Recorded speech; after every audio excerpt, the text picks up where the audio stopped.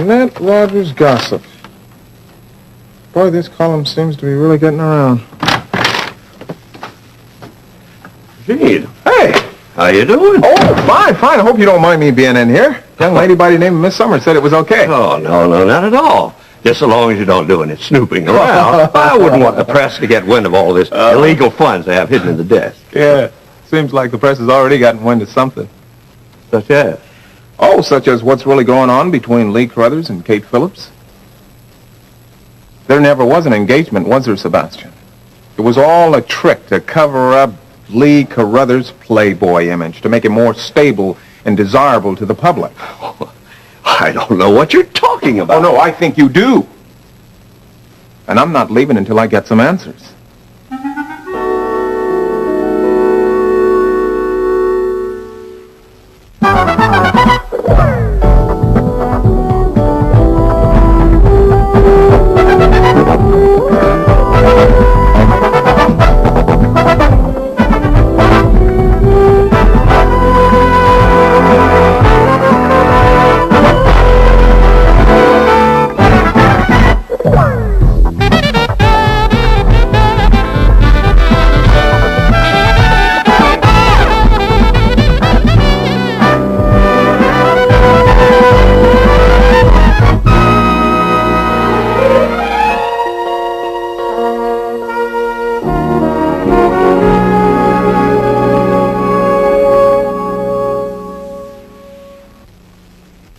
Why would you possibly think there's a problem with Lee and Kate? It's the first I've heard of it. Is it? Well, look what I found while I was waiting. An article in the Kingsley Times? And isn't it odd that it happens to be in Annette Rogers' gossip column? So you have been snooping. Oh, just tidying up a bit, Sebastian. Well, this doesn't prove a thing. Oh, it doesn't? Well, listen, that column happens to contain an item about two very prominent Kingsley citizens who may be involved in bogus engagement. Yeah, but no names were mentioned. That's right. So there's only been so many prominent Kingsley engagements that's been announced lately. So Well, I don't care what some silly woman wrote. It isn't true. And you shouldn't need me to point up her track record on things like that. Oh, so you're going to get a little hot under the collar there, huh, Sebastian? Is she your source? Is that why you're here? Look, that column only serves as a catalyst. Now, I'll be honest with you, man. I don't want to do this thing any more than you want me to. But the truth of the matter is that I have an editor who believes that if there's any truth to this thing, that it could be a very hot story. Then why don't you interview those two prominent citizens yourself? Here, you just talk to Kate Phillips. Yes, I intend to. But seeing how you're the one who brought this engagement information up to me, I thought I would talk to you first. Well, then listen to me then. Don't give credit to that Annette Rogers gossip. Sebastian, I have my orders. Now look, if someone has to do this, then I figure that I would do it in such a way that the people that I care about would be hurt the least. Uh-huh. And no matter how it's done, Lee Carruthers will be hurt the most. Well, no, it doesn't paint a very pretty picture, but I can't help that. After all, I'm not the one who created this situation. Oh, but you're going to finish it off, though, aren't you? You'll excuse me. Look at it this way, Sebastian. I've already done you one favor, and I'm about to do another. Oh, really? I know for a fact that that engagement story was false the day it was printed. Now, I already wrote a retraction, but I haven't submitted it to my editor yet. Oh, why? Because you thought it would make you look foolish? For the same reason that I don't want to do this now, and you should be thankful at that. Your candidate has gotten a lot of mileage out of that article. And I know for a fact that it is responsible for him going ahead of Wainwright in the polls. Yeah, and this new article will be responsible for him to go right back behind again. Maybe. My second favor. I'm going to give you a chance to give me a statement about Lee Carruthers that would put him in a positive light. Now listen, I don't want to go for the throat. What do you say, Sebastian? Look, I wasn't lying to you before about Lee asking Kate Phillips to marry him. And I'm not lying now when I say that it has not been demonstrated to me that they won't be married. Sebastian, I don't want to make this any messier than it has to be. You have your statement.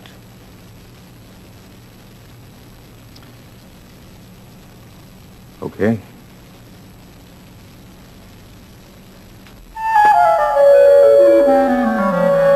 Are you suggesting that I should be embarrassed or ashamed of kissing Gil? Not at all. I simply think... Good, because I'm not. My relationship with Gil is right where I want it to be. I'm happy about it. And when it goes further, I'll be even happier. You sound more defensive than happy. Only because you're forcing me to defend myself. I was simply making an observation. You made a judgment, Mother. All right. Maybe I did. But what I'm concerned about is not what you're doing, but who you're doing it with. I have great reservations about your involvement with Gil. Because of what you think he is or because of what he and Amber were? Both. I mean, not that I don't think that you're capable of dealing with what he is. If there's a compliment in there somewhere, I'm not sure I appreciate it. What does Amber know about all of this? She's seen us together? Has she seen what your father and I have? No. Well, she will. Well, I think she may already suspect. But doesn't that worry you? Mom, if Amber's unhappy, it's her own doing. She didn't give Gil what he needed, and she didn't see and take from him what could have made her happy. It was over long before I became involved. Even Amber has to acknowledge that. And if she still wants to accuse, well, then let her. Because what Gil and I have, even at this point, she can't touch. I'm happy. I'm happy in a different way than I've ever been before. Can't you be happy with me? I am. But happiness can be very expensive. You have to be prepared to pay for it. Mom, I'm almost forgetting what I came over here for. Oh? Sit down with me. All right. This morning, the Kingsley Times published a piece of gossip that questioned your engagement to Lee. They actually came out and said that. Well, you know Annette Rogers. She doesn't actually come out and say anything. But the implication was very clear. Well, we'll just ignore it. That's the best way to deal with these things. And will you ignore Gene Redlin when he comes to question you? You see, my editor believes the rumor. Mom, you want to have the best of both worlds. You want to help Lee get elected, so you won't question or contradict his lies about your relationship. Yet at the same time, you're pursuing a reconciliation with Dad. Something's got to give. The answer seems simple enough to me. Amber. You're not with Gil? Should I be? No, I guess not. He didn't know I would be here, and he usually uses you when he wants to make points. I'd suggest that you behave yourself, Amber. You're a guest in my home. And incidentally, I'd prefer that my guests use the doorbell. The door was left open, Mother. I'm sorry. I thought that I was always welcome in your home. Oh, Stacy, I'm having dinner out tonight. Would you like to know where so you and Gil can make the most of it? Amber, you behave yourself. No, Mother, let her, because when she's through, I'd like to fill her in on a few things. That's all right, Miriam. I understand. Oh, thank you, Wyoming. Terry, I just wish I could. I mean, what am I really supposed to feel? I divorced him, and he's dead. I can't really pretend that I really liked him. I mean, even after all the changes I made, he was still so cold to me. And I did resent the fact that he would only let me be such a small part of Eric's life. And yet, we did have a life together. 10 years may not seem like much by some standards, and a lot of it was awful. But a lot of it wasn't. I just really hate the way I'm feeling right now, Terry. It's all right, Miriam. The way that you feel is very legitimate. It'd be a mistake for you to pretend you feel other than you do. But if you could have heard the way Daddy would carry on all during our marriage about Paul. Ah, honey, don't think about your father. You moved away from all that aggravation. Now just stay away from it. I wish I could, Ellen. But I know it is just a matter of time until Daddy makes another play for Eric. I can't even imagine what it will be this time. But whatever it is, I'm certain it will be something really magnificent.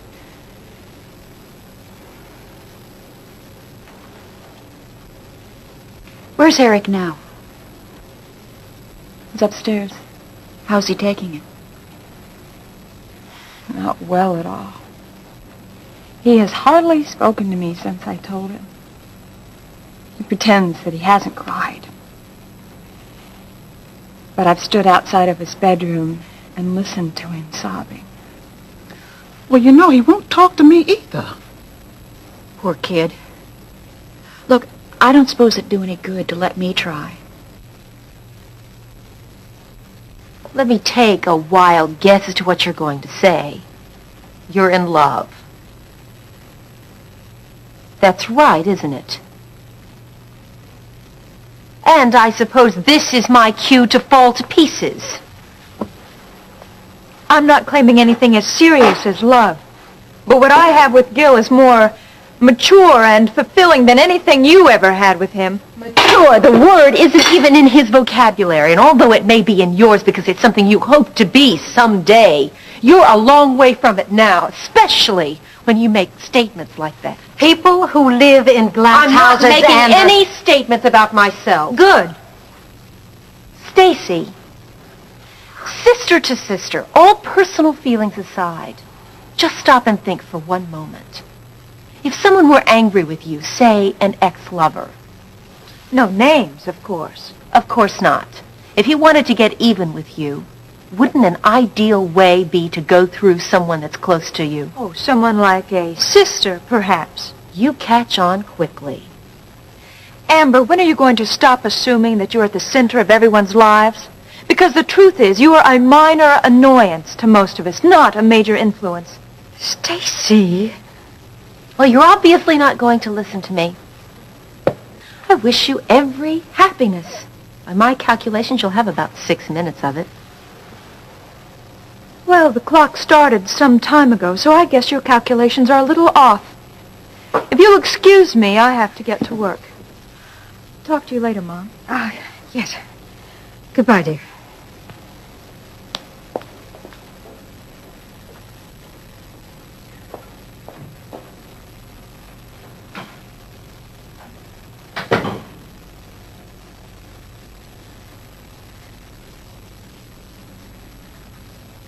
Why are you always so afraid, Amber? Maybe I have a reason to be. I think I'm pregnant. And if I am, guess who the father is?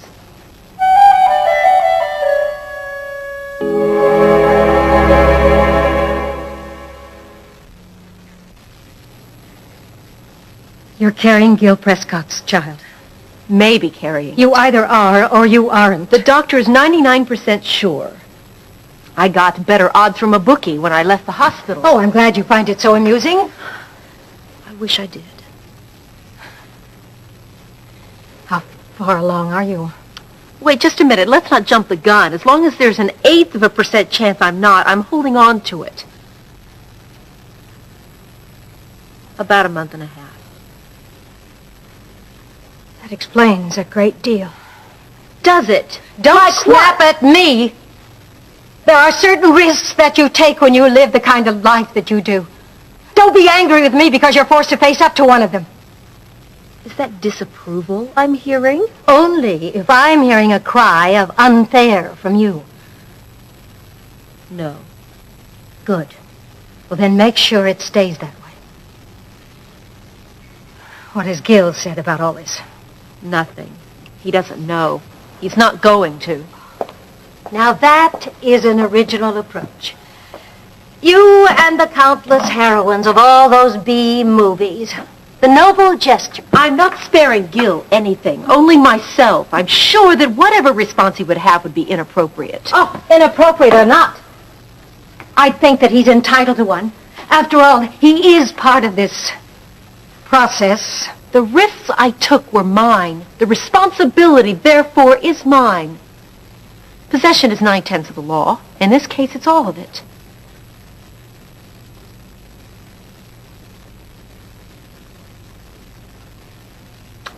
How are you feeling? Lousy. Morning sickness. Only that were it.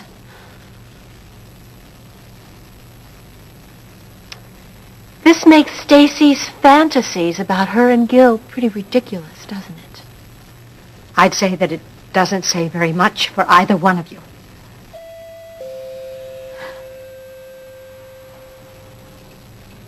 Excuse me.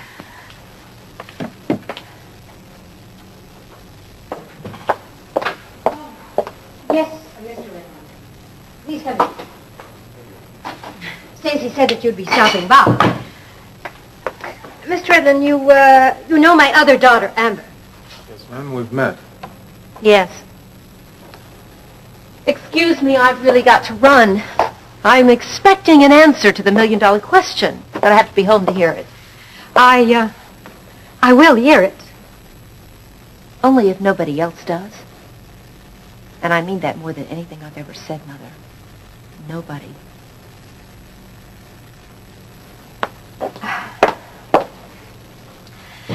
Oh, would you please sit down, Mr. Redmond?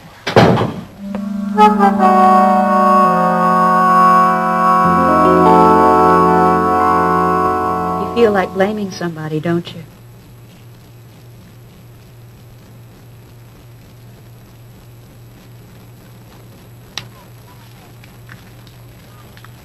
You know, I felt like blaming people, too. Sometimes that isn't fair, though.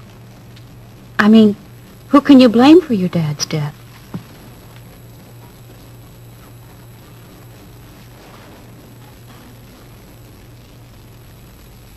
Eric, sometimes bad things happen. Like when my husband was killed, and your father. And we don't understand why. And we get both sad and angry at the same time. But it's natural. You should feel like that. For a while. Really? Really. But you see, I still had my kids when my husband died. And you've still got your mom.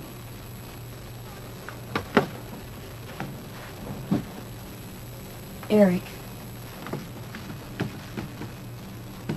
Your mom loves you very much.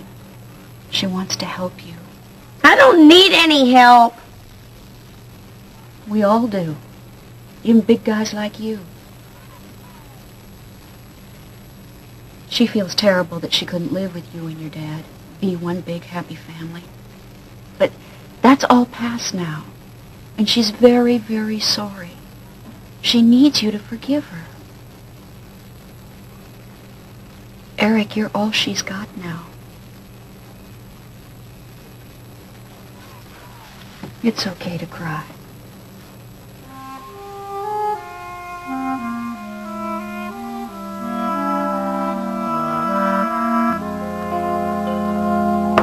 Lee, that Gene Redlin's on to us. It's gonna be trouble. Listen, who can he really go to prove it? Oh, only two people that I can think of. Kate and Dave. Did he actually say that he was going to go to them? Well, I told him to. What? Well, I wanted to call his bluff. Besides, any decent reporter would have gone there anyway. So now you get on this phone and tell her to deny it. No, Sebastian. We've got to write this out as best as we possibly can. She said that she wouldn't publicly retract the engagement until after the election. We're just going to have to trust her.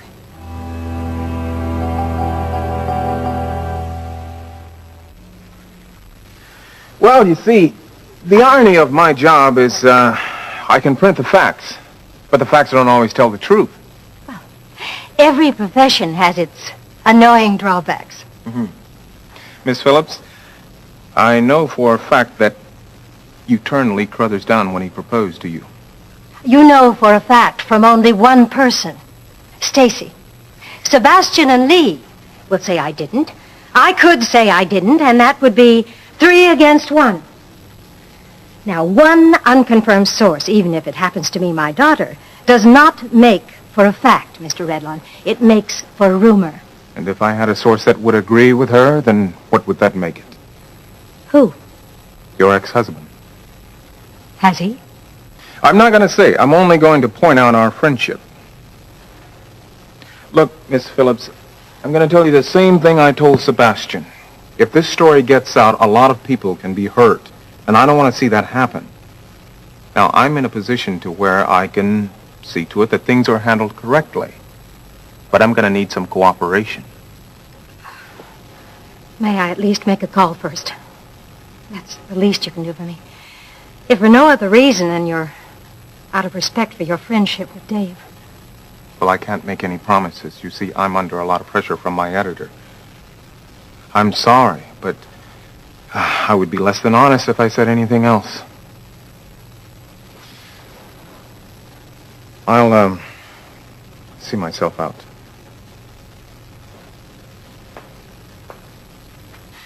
I'll be in touch with you.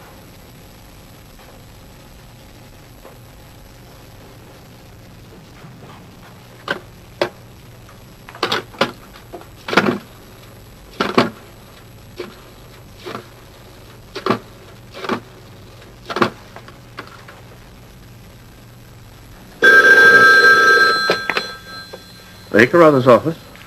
I'd like to speak to Lee. Kate. Upset? Sounds like it. Kate, how are you? Will you be in your office for the rest of the afternoon? Well, I should be. Please make sure that you are. I'll be there shortly.